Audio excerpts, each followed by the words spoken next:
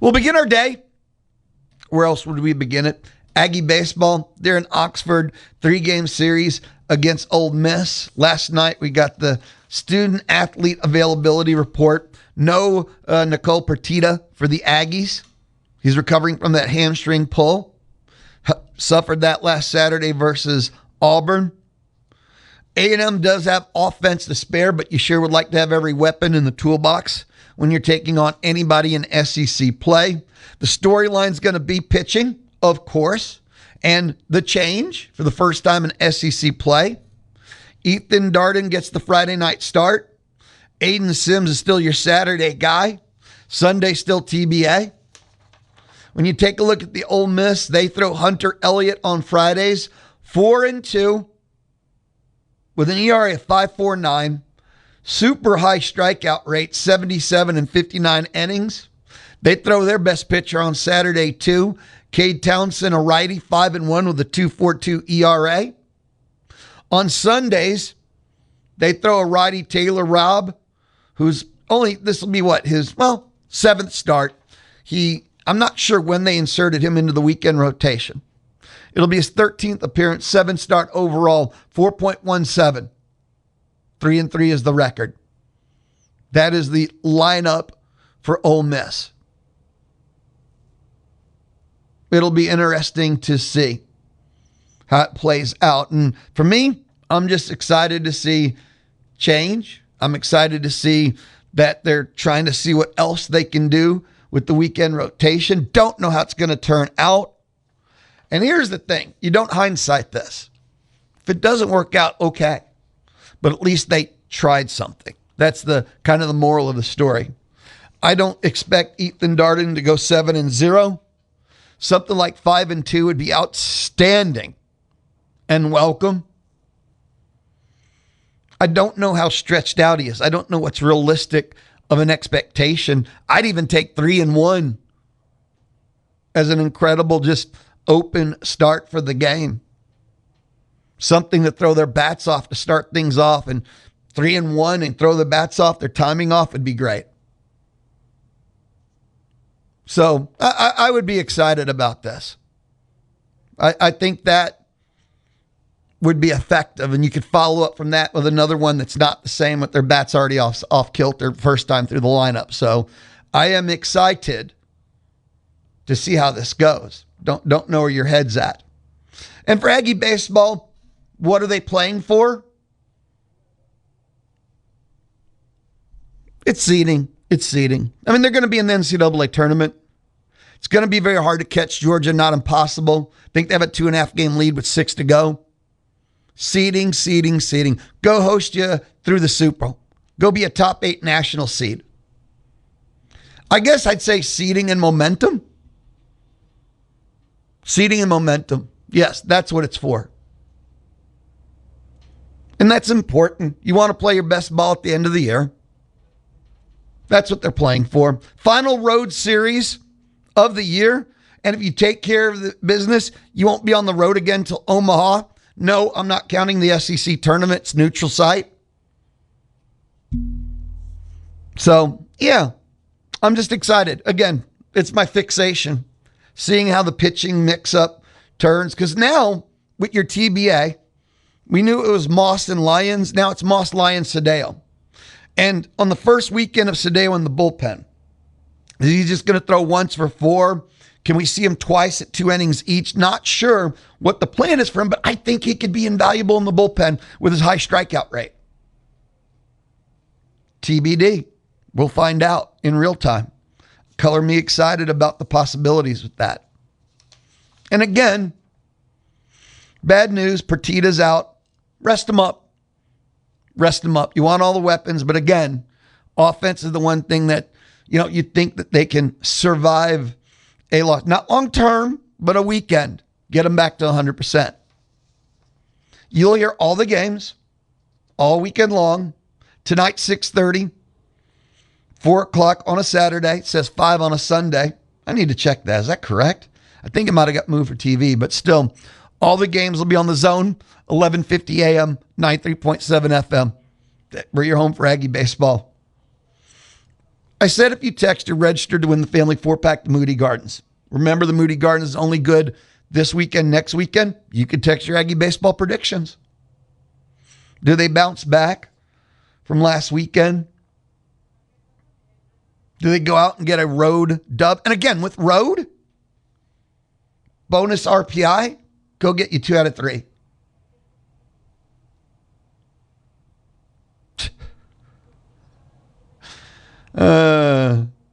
Peruna made me laugh. That's why you heard the pause. Louis, I don't want to say it isn't great to get that.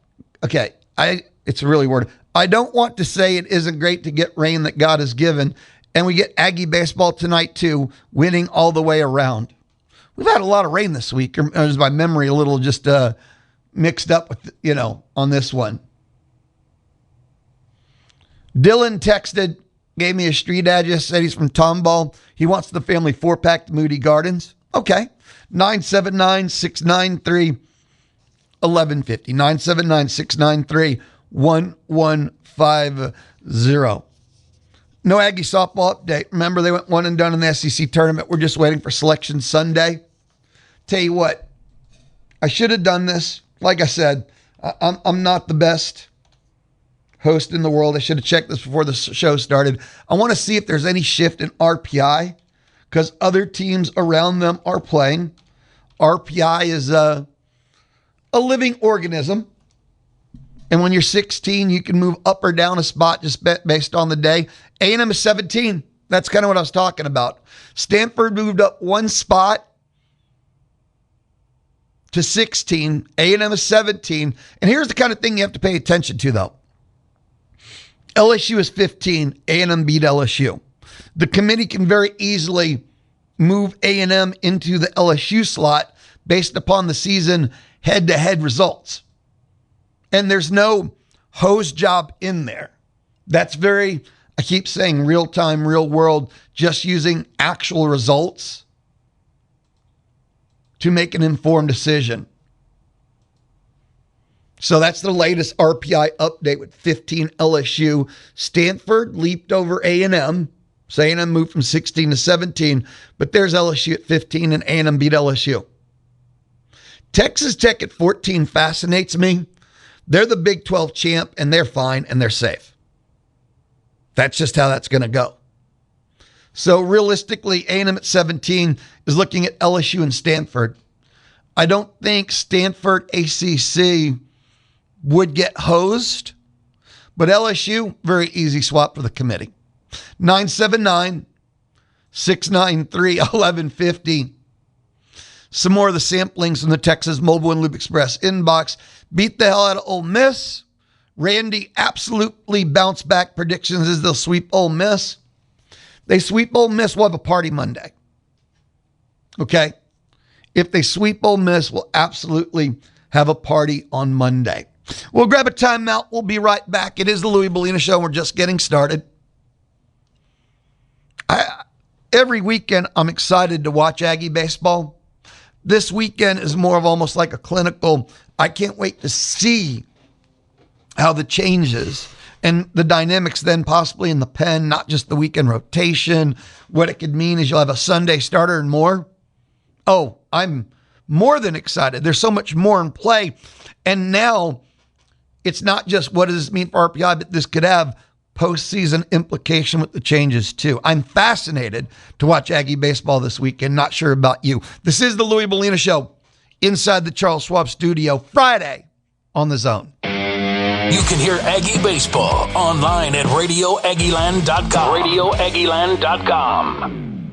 Since solar screens have continued to be a popular solution for making your windows more efficient, Intercon has added several new choices to our solar screen line. Many customers like the idea of the heat and glare protection benefits of solar screens, but are hesitant to cover up the glass patterns in their windows. We now offer the option of grids over the solar fabric to match those on the windows, regardless of the style or shape of the windows. Another option with Intercon is to install roll-up solar shades inside of the home or business. These shades are available in several colors. With these, you get the flexibility of letting heat in during the winter and shading it out during hot weather. By popular demand, Intercon has added several colors of solar fabric available in your choice of 70, 80, or 90% heat blockage. Of course, Intercon still offers solar screens to fit your geometric and other custom styled and shaped windows. Whether you just need a few solar screens on the west side or want to protect the entire home, call Intercon and see how quickly you can recover the cost of solar screens. Let the fine folks from Intercon help your home energy efficiency year-round. Call Brad Beard of Intercon today at 823-3639.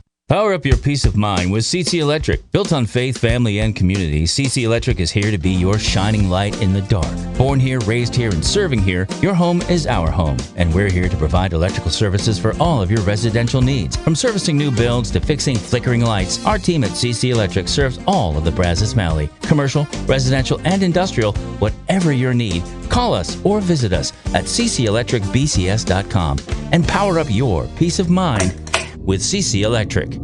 Your home for Texans Live, the Louis Bellina Show, and Chip Howard Sports Talk is the Zone 1150 AM and 93.7 FM. Listen on the Zone app or online at radioaggieland.com or tell Alexa, play Zone 1150. Play Zone 1150. Listen live on your phone, smart speaker, computer, or the Zone app. Powered by Loyalty Plumbing, where craftsmanship and loyalty is their business. Visit loyaltyplumbingllc.net. Take the Zone and your favorite teams and shows with you wherever you go. The Louis Bellina Show, Friday, just getting started. Louis Bellina Show presented by CC Electric. They do residential, commercial, and industrial services. A lot going on. It's a Bizarro Land Friday. No Bryce Jones. He's out. He's under the weather. Hope he feels better soon. What we are doing, Aggie Baseball Listen in 11:35, the final high school sports update 11:55. Thanks to Kelly Burke-Dozer. Top 10 wide receivers for 2026 college football. A listen in. That's in our second hour. But the entire day, you text, you register to win a family 4-pack to Moody Gardens. 979-693-1150. The ticket booth is open thanks to Dixie Tower Company. You text me, you got a chance. Am I saying you have, there's a chance?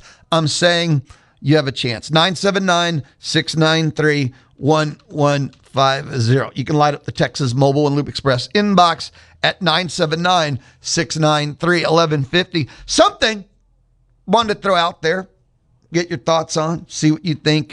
It's official, something we've known for a long time now. But March Madness has given into the madness. It is now a 62-team tournament. That's a lie. It's a 76-team tournament. That was going to happen. It's been 3 years effectively in the making. We can go back. That's when the whisper started, and it's done nothing but pick up momentum, pick up steam. It was passed yesterday. March Madness is a 76-team field. And the way this is going to happen is there's no more first four. It's called the opening round. There's no more first four, is officially called the opening round. And there's going to be 2 host sites for the opening round. It's going to be on Tuesday and Wednesday. The round of 64, as we always have known it, no difference, starts Thursday, but the opening round is Tuesday, Wednesday. The 2 host sites, of which one of them is still Dayton, Ohio. The second one is going to be TBA and on the East Coast time zone. They each will host 3 games per day on Tuesday, Wednesday. So 6 games on Tuesday, 6 games on Wednesday, 12 games total. So there's 12 opening round games on Tuesday and Wednesday combined, 3 each day at each of the sites. It's not as weird as it sounds, but 12 games. The opening round played on Tuesday, Wednesday. My head is like, what is the demand from the fan? These teams that are going to be in the opening round are the 12 lowest seeded at-large teams and the 12 lowest seeded automatic qualifier. So now the opening round, we know who's going to be in there, and it's the worst of the worst in the field.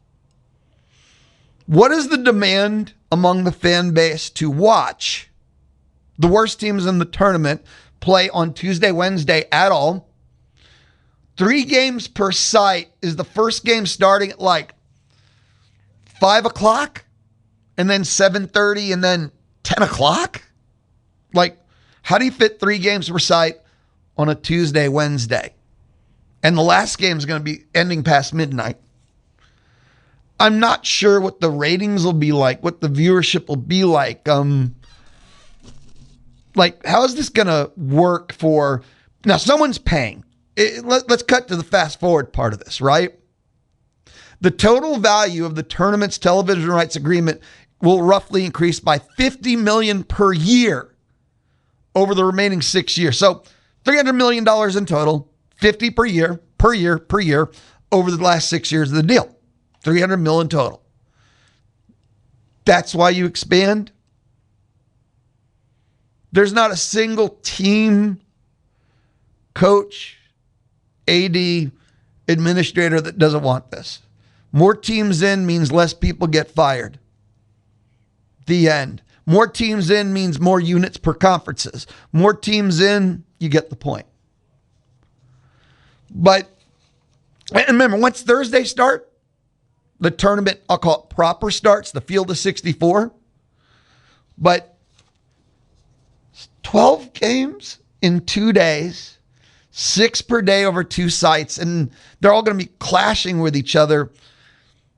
I'm asking you, if you're a college baseball fan, is all basketball good? It doesn't matter who's playing. Or 6 games, 2 days, ending past like midnight, maybe starting at 4 in the afternoon, 5, featuring the 12 lowest seeded at-large teams and the 12 lowest seeded automatic qualifiers. Have you sat there and go, I got to hurry up and go get my tickets? That's kind of mentally where I'm at. But in the end, I never watched the first 4. It was not the thing for me. So it never bothered me that the first 4 existed. And then when Thursday rolled around, I woke up like a kid at Christmas and watched the NCAA tournament. Couldn't be happier. So why is this going to be any different? Why do I even care? The last thing I'm hung up on, why does Luke care, is it meant something to make the NCAA tournament. By definition, if you made the NCAA tournament, you had a good year. It doesn't matter, some fans, well, we lost to Texas. Just using that as an example. Therefore, I don't care we made the tournament. We were barely X. I don't care we made the tournament. Statements like that. That meant nothing. The fact is, if you made the NCAA tournament, you had a good year. And people want to argue about how good when good is good. That was the standard. Any year you did not make the tournament, it was a bad year. Not okay at bad. Make tournament good, miss tournament bad. College basketball is kind of simple. Well, in a field of 76, those statements will no longer be true. Because you're going to have many sub 500 in conference teams in the tournament. That doesn't work for me as good. If you're a sub 500 conference team, you don't have a winning record in your conference, you're not a good team. Yes, there were exceptions under the 64 format. Exceptions. That's going to be the norm moving forward. So that's the first thing that bothers me, is I don't think you're going to have to be a good team anymore. You can be below average and get in, and that should not be a true statement. You can have a bad year and get in. I don't think sub 500 should get in. I actually do wonder if you can be sub 500 overall and get in under this format, but something tells me that Duke, by the way, numbers are going to change because they've now approved a 32-game regular season. So with 32, 16, 16, I wonder if Duke at 15 and 17 gets in at large, plays in the opening round, because I think, of course, they would. Duke will be in the tournament every year because with 76, even at 15 and 17 with a losing record in conference play, they'll be considered one of the 76 best teams in the country. That maybe I'll get used to it and stop thinking about it, but that doesn't strike me as right. I know Duke fans won't celebrate it or feel good about it, but as a fan, I again, taking away the most basic definition in the world that should be true in every sport, that if you make the postseason, it's a good year, bothers me. Not the opening round, really, which from a basic standpoint, the worst teams of the tournament battling it out at 4 or 5 in the afternoon and past midnight doesn't add up, but whatever. But sub 500 now making the tournament. And for TV, they know they're going to have Duke every year, even a 15-17 Duke. So, yeah, not the biggest fan. I won't lose sleep, I promise you. I won't lose sleep, but again, not necessarily signing up and doing cartwheels and thinking this is the best thing since we discovered fire in the wheel. At all. At all. 979-693-1150. Don't forget, texting gets you registered to win a Moody Gardens Family 4-pack. Yesterday, it was like Christmas. I looked up, walked into my office. There's about 5 of them on my keyboard. And they're only good for this weekend next. I got to give them all away today so that you have a chance to actually use them. We just want people to go make memories, people to have fun with the whole family. So I'm giving them all away today so that you have 2 weekends to have a chance to go down to Galveston. Text, get registered. Life is simple. 979-693-1150. Texas Mobile and Lube Express, owned by Gabriel Garcia. Text, get yourself registered. The ticket booth is open thanks to Dixie Tire Company. Again, Aggie Baseball, your prediction for Oxford. Now, if you have any sentiment about the death of the field of 64 going to 76, but it will be 64 when it's Thursday, but the first 4 is now dead, but it's really now the opening round with 12 games, 2 days. Feel free, knock yourself out. It's whatever is on your mind, you can text. That's how we do on the Louis Bellina Show. That's why we have the Texas Mobile and Lube Express inbox. I know it's on my sports mind. I love postseason diamond sports. The regional, super regional format's awesome. Not really a big fan of the Oklahoma City and Omaha formats, but it is what it is. But I love postseason. The loser go home element will never get old to me. 979-693-1150. We grab a timeout. We return. It's the Louis Bellina Show, presented by CC Electric. Friday on the Zone. Your home for Aggie Baseball is the Zone 1150 AM and 93.7 FM. The Louis Bellina Show. Did that crack up? Was that just me? Did you hear that, Jeanette? You heard that too? Did you hear that? Yes, you sound like you're going through puberty. Well, no, not the voice. My voice does whatever it wants. Each day is a brand new adventure. Give me your water glass. Okay. That's my producer, Jeanette, just losing her mind out there. But that's just a daily thing. It's okay. 979-693-1150. A couple of quick text messages I wanted to throw out into the universe. Roy May. Yeah, that Roy May. The legend of the fan show.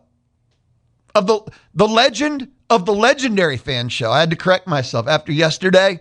And they did the poll on TexAgs. I was working here in the studio listening, and it was unanimous. 1,000 people out of 1,000 said it's the greatest thing since fire was discovered. So it's unanimous now. Roy May, given the March Madness expansion and the CFP expansion talk to 24 teams, college baseball and softball are probably just like, go home NCAA, you're drunk. I've got the Ags rebounding and winning the series in Oxford. Happy Friday, homie. Happy Friday, homie. Hey, enjoy this because we're going to go to the dark days when the softball, baseball postseason's done. We go into that stretch. Isn't it the dark days when there's no Aggie athletics? We could be fans of other sports. Don't get me wrong. You know, I love me MLB. Not everyone does. Stars are already done, sadly, tragically, but the dark days are coming. Enjoy this while it lasts. Enjoy it while it lasts. Big G and Brian texted and said, sounds like you were broadcasting in a pool. I know. I heard it too, and I'm kind of like, wait, what's happening here? They're taking us over. I don't know what happened there. My apologies. Time now for our Aggie baseball listen-in. You know, yesterday we heard Michael early. We had to do it a day early because, A, he spoke at like 10 when normally it's like 1, and B, with the Friday change, I couldn't wait to hear what he had to say. Don't know about you. But the players met with the media yesterday too. And Time now, the players. Here's Jorian Wilson. Man, he's on a tear, isn't he? Jorian, we've been talking with folks about the ABS system that's coming to the SEC tournament. I don't know if you've heard about it, but have you watched any pro games with ABS, and just what have you thought of it? I think it'll really change an AB if we really needed it. Like, say, like, it's a for sure ball and we're down by 1 run in the bottom of the ninth, and being able to, like, if they get a bad call on a strike 3 and then challenging it and being able to get that strike back, I think it plays a huge part in the game, and it could potentially change the outcome of the game. Can you kind of take us through how hitters have approached, hitting to the TrackMan system that you guys have, and just maybe any differences that there might be in that you might see? Could you repeat that? You guys, they have the TrackMan system for you guys, right? Like, how do hitters for you guys kind of approach that kind of system and maybe practice to that? I'm new to TrackMan and everything, but it's really given me like good feedback when it comes to like using the eye pitch and getting feedback on whether or not you're swinging at a strike or a ball. So getting used to that and dialing in your zone really helps you. How do you pull that up on your laptop? Do you get a printout? Like, how do you kind of get to assess that after each game using the TrackMan? We don't have it during the game. Like, TrackMan, it reads our exit velos and everything, but in the game it doesn't tell us whether, like, on the iPad in here it shows us a strike or a ball, but you don't get that feedback until you come back to the dugout or after you come back to the dugout. But in the cages, there's a TV. Every time you hit a ball, it reads it. It shows you where it goes and how hard you hit it, the angle, and whether or not it's a strike or a ball. Do you like the idea of just in the tournament now having the ABS, and how do you think will it change at all the way that you kind of approach the at bat? Me personally, I'm kind of still new to all this technology stuff, so I'm just gonna go out there, have fun, and play our brand of baseball, and try my best to just do my best. Another road trip in the SEC, last one of the year. What have you learned about going on the road in this league and playing in these different environments? I would say just keeping our heads down and staying focused on what we need to do and execute what we need to get done and be able to come out of there with a win. Early announced that Ethan Darden's getting the start on Friday. Is that a guy that you went up against in fall or spring? What's it like going against him on the mound? Going against him, it's an uncomfortable AB. I mean, he's a left-handed pitcher. For me, I'm a left-handed hitter. But I have faith in all our guys to be able to go, whoever's starting that day, to be able to go out there and do their thing. They all work really hard, so I believe in all of them. What do you know about Ole Miss, team you guys are going to be facing this weekend? I know that they're a good team. You can't just go in there thinking you're expecting to win. I mean, you want to win, but you got to go in there with a mindset like it's a good team. You got to play our brand of baseball and just handle business. That was Jorian Wilson. He wasn't the only player that met the media yesterday before the team took off to Oxford. A&M closer and just kind of all-American closer, reliever stud Clayton Freshcorn met with the media too. I think we kind of made this today about the announcement of the ABS for the SEC tournament. From a pitching perspective, well, first off, have you watched any major league games? Kind of what do you think of the system to begin with? I think it's cool. I think it's definitely interesting, and it's a different part of the game. I think it hurts some and helps some, so it's going to be interesting to see. I think we're going to see some guys that think they know the strike zone a lot but probably don't a lot, so it's going to be interesting to see and fun to watch. From a pitching perspective, what's your thoughts on that? And then also, how do you think you have a punch out, they challenge and you don't, how do you kind of mentally bounce back into an at-bat like that? Yeah, I mean, I feel like if anything, we're not, like, pitchers as wise, we're not probably going to challenge it. I feel like anything, Bear would be the one to be like, hey, that was there, I'm going to call it, I'm going to try it. And I mean, if it doesn't happen, it doesn't happen, you move on. I mean, you're in the motion of throwing, so you're not really going to see exactly where it goes anyways. But, like, you have an idea, of course, but if it's not there, it's not there. How do you guys handle it right now with the TrackMan system that y'all been using all season? Right. I mean, it kind of, in a perspective, like, you get to watch after and be like, all right, well, that was there, but it wasn't called in game. And, I mean, yeah, it's frustrating, but the guy back there is a human, and it's normal. So, like, it's not a huge deal. And most of the time, it doesn't change the outcome as much as you think. But, I mean, it helps. I mean, you get to know that your stuff was there, and if you locate it and executed correctly and it doesn't go your way, it's okay. You can move on. Coach told us that Ethan's going to be starting on Friday this week for you guys. Just what have you seen from him that you think he can step into that role and have some success? He's going to have a lot of fun. He's going to compete. I mean, he's done it for a while. He's a veteran. He's been in these situations. He's been about it. So I mean, it's going to be fun to watch. And we're going to see Shane. So that's not something to worry about. You mentioned Shane. I know you guys are really close. So what have you seen from him over the last few days as he's gotten this news, and gives you confidence that he's still going to be able to find success as he adjusts to a new role? Yeah, I'm proud of him because I mean he could have taken it anyway. I mean he came up to me in the weight room and he was just like, man, I was just told I'm not going to Friday, and he was like, but I'm excited to go. Like I know that I'm going to get my chance, and when I get it, I'm not going to miss it. And I was like, well, that just shows maturity, and I know that he's always been that way, but it's going to show, and it's going to show that he's going in the right direction. He's doing everything correctly. He's trending in the right way. So when it happens and it goes this way, it's going to go his way. And then you've got 11 saves now at the Clash of Graphic on Sunday that you're now in the top 5. What does that mean to you, and then what do you attribute this continued success for yourself this season? It's cool. It's really cool. I think that it, from a stats perspective, it means a little more on the stat sheet and stuff than to me, but at the end of the day, I just want to win. If that means that I somehow get more saves, then I just want to keep winning, and if that happens, that happens. How do you, going back a little bit to Shane, how do you, is there a little bit more juice when you can come out of the pen, have a little bit more warm-up time, potentially, and you're put into a high-leverage situation than having to kind of get adjusted to feel a game from a starting position? I think the pen and starting is completely opposite. I mean, you have to build up a little bit of adrenaline for starting and stuff like that, and there's nerves, but coming out of the pen is a little different, and he's done both, so he's going to be comfortable in both. He's going to be fine, but I think he's going to get a little bit more juice pumping. We might see a couple 96s, 97 out of him or something like that, so it's going to be fun to watch. It's going to be something that he's going to revert back to his old self a little bit, and we'll see exactly how that goes. Conversely, just what have you seen from Wes in the last weekend, and just what you think that kind of outing can do for him moving forward? Oh my, I love that dude. I mean, I'm his guy. Me and him are super close. He talk, and he's one of the few guys that I talk to that I can tell actually listens, and like we have great conversations, and he's been working his butt off, and I mean the past 2 or 3 weeks it's just been shown. Like he's absolutely an animal, and he's completely going in the right direction. He looks amazing, and he's just going to keep going.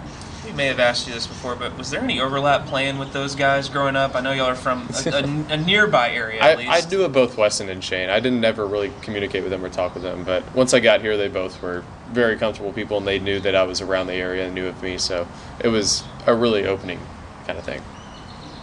That was Clayton Freshcorn. Before that was Jorian Wilson. That was our Aggie Baseball Listen In here on the Louis Bellina Show. Players met with the media before the team took off to Oxford. We listened in to Michael early, but that was yesterday. Just trying to get you ready and hyped for the series. Got to share this with you. We're going to stay on the diamond, but it's softball. Got an email, I don't know, 5 minutes ago, 10 minutes ago. I really didn't write down the time stamp on that. I got an email from the SEC League office, got an email from Aggie Softball. The all-conference teams were announced. 4 Aggies got the honor. First team All-SEC, Maya Perez, Kennedy Powell, Texas A&M. Second team All-SEC, Sydney Peters, Michaela Wark. So 4 Aggies got first or second team All-SEC. When you take a look at the Of the Year awards for the SEC, Player of the Year, Katie Stewart, Texas. Pitcher of the Year, Jocelyn Brisky, Alabama. Newcomer of the Year, Elisa Faircloth, Mississippi State. Freshman of the Year, Kendall Wells of Oklahoma is not just the Freshman of the Year for the SEC. She might be the Player of the Year. She might be the greatest freshman ever in the history of softball. She is something different and exceptional. Coach of the Year was Patrick Murphy, Alabama, and that stood out for me because I think for the past 2 years, the Alabama fan base, softball, has been restless with him. He's a legend. He's an icon. And he gets them into supers, and he gets them, OKC, but the discussion among the Alabama softball fan base is he's lost the magic. Other programs have passed us. Is it time to make a tough decision? When talking about him and the resurgence of Alabama softball this year has been scary. They've been pretty epic. And Alabama had 2 players on the first team, 2 players on the second team themselves. Incredible year, and he's the coach of the year. So maybe the The talk of his demise has been premature. Incredible. And again, I'll go back to before the season started in Alabama. I don't know if they're 16, 18 preseason. I went, that's the lowest I've seen Alabama in a decade or two. And, they're a top 5 type team. So anyway, the little things that stood out to me, I am a softball junkie. So the things that stood out to me, the other thing that stood out is Florida had like 6 players in the top, make first or second team. And if you did not hear this, and this will wrap up the softball talk. OU, I think, was cruising on the way to being the number one overall, and they got upset by Georgia yesterday in the SEC softball tournament. OU was up 5-0 early, and Georgia scored 10 answered runs to win 10-5 and eliminate OU from the SEC softball tournament. So Selection Sunday is going to be awesome. I think it's going to be a fascinating Selection Sunday. I'm grabbing a timeout. We'll return. We'll wrap up our first hour together. This is the Louis Bellina Show, presented by CC Electric. This is the Louis Bellina Show from inside the Charles Schwab studio. Low cost, full service, and for me, best of all, local. Local, how's that, Charles Schwab? That's who we're talking about. How are they local? Mark Sim right here in College Station. Find Mark online at schwab.com/College Station. Charles Schwab and Company Incorporated, member SIPC. This is the Louis Bellina Show on the Zone. You can hear Aggie Baseball online at RadioAggieland.com. RadioAggieland.com. The Louis Bellina Show on a Friday. Some reminders. We're about 5-6 minutes away from the high school sports update, thanks to Kelly Burke-Dozer. No Bryce Jones. Won't be with us at lunch hour. He's under the weather. I apologize. Barbecue Pitmaster Bryce Jones. Not happening on a Friday. Again, my apologies.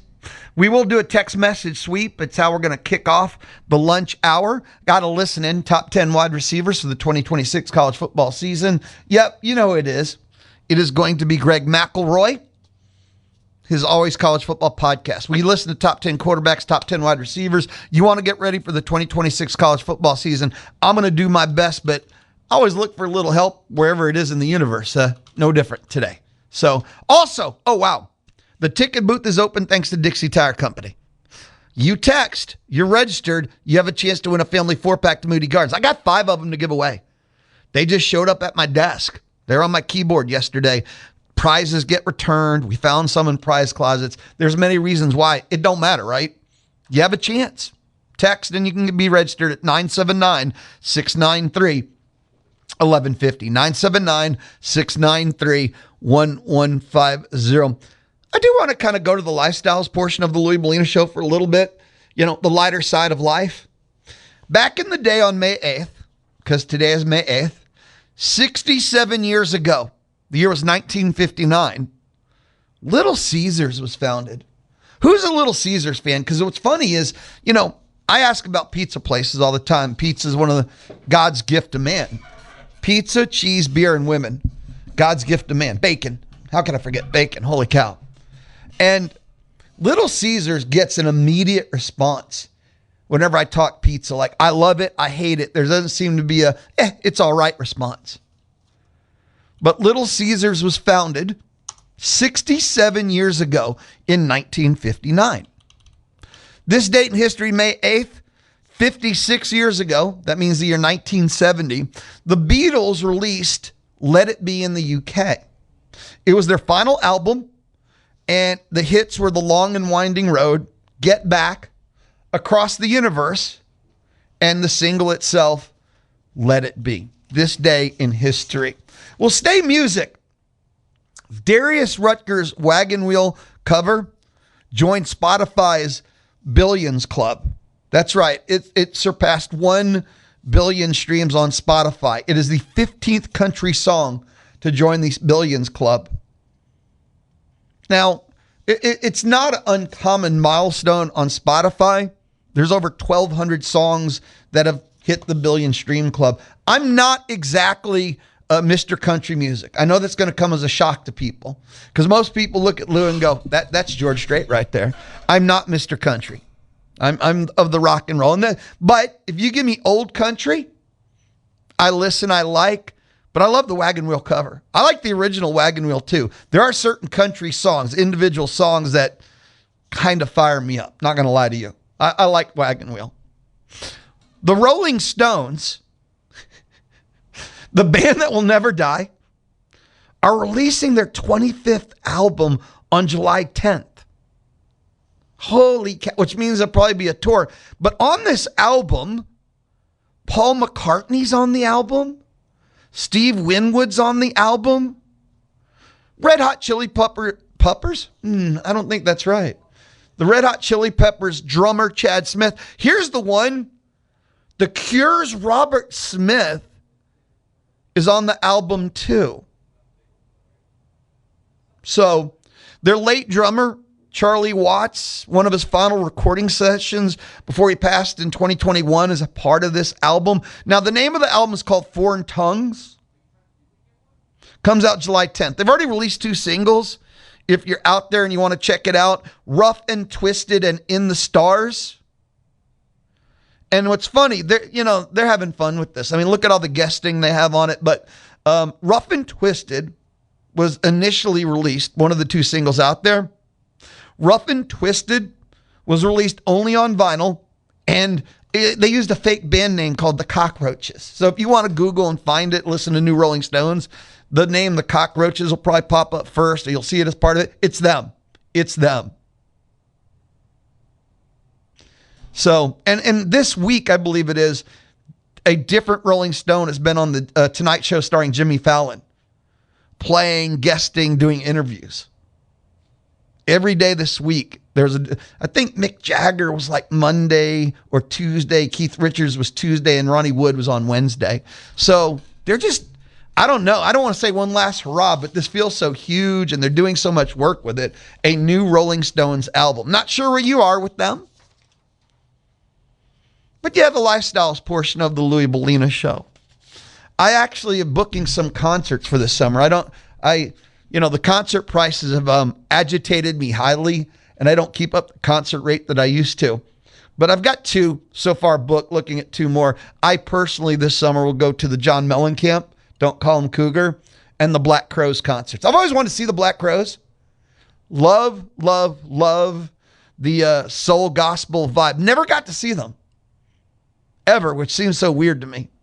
So I'm not sure what concert tours are on your calendar. I've always wanted to go to ACL, which would surprise people because it's not a rock thing. And it's always, every time weekend 1 is an Aggie home weekend, even before there's a weekend 2. And weekend 1 is always the weekend to go. It's sold out in less than half a day. So there you go. Lifestyles portion of the Louie Bellina show. Kind of the music edition for sure. But Lou loves him some music. We got lunchtime left to go. Lunchtime is thanks to Rudy's Barbecue. I'll be back 3 minutes and 10 seconds with a text message sweep. But it's the high school sports update next here on the Louie Bellina Show, Friday on The Zone.